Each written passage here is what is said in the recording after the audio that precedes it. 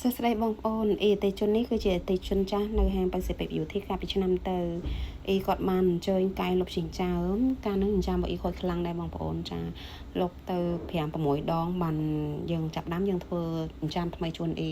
ក៏ប៉ុន្តែពេលនោះក៏នៅសមោដែរយើងធ្វើគប់ផ្សំជាមួយ plasma ផងឥឡូវហ្នឹងបងក៏ឃើញថាចិញ្ចើមរបស់អីអត់ឃើញស្នាមអត់មានឃើញអីសោះហ្មងឃើញអីបងចា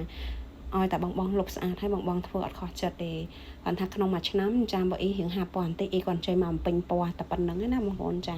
ហើយពេលហ្នឹងអ៊ីគាត់រើសពណ៌សូកូឡាដែរអញ្ចឹងវាអត់សូវជាប់បានយូរអញ្ចឹងយើងស្រួលថែមពណ៌អញ្ចឹងណាបងប្អូនចាអត់ត្រូវការលុបអីទៀតអញ្ចឹងណាហើយយើងឃើញកតុយភ្នែកអ៊ីគាត់មានពងទឹកចាក៏ recommend ឲ្យអ៊ីព្យាបាលដោយម៉ាស៊ីន plasma ទៅកាលហ្នឹងអ៊ីគាត់ខាងយើងបានជក់ជួនអ៊ី2ដងយើងប្រាមកចូលជក់ធម្មតាទេវាអស់ជាតិទឹកតែពេលហ្នឹងថ្ងៃក្រោយវាឡើងវិញឯងប៉ុន្តែលើធ្វើ plasma ដឹងតែធ្វើឲ្យបាត់អត់ដោះវិញអត់មានពងទឹកអីទៀតអញ្ចឹងណាបងប្អូនចាល្អមែន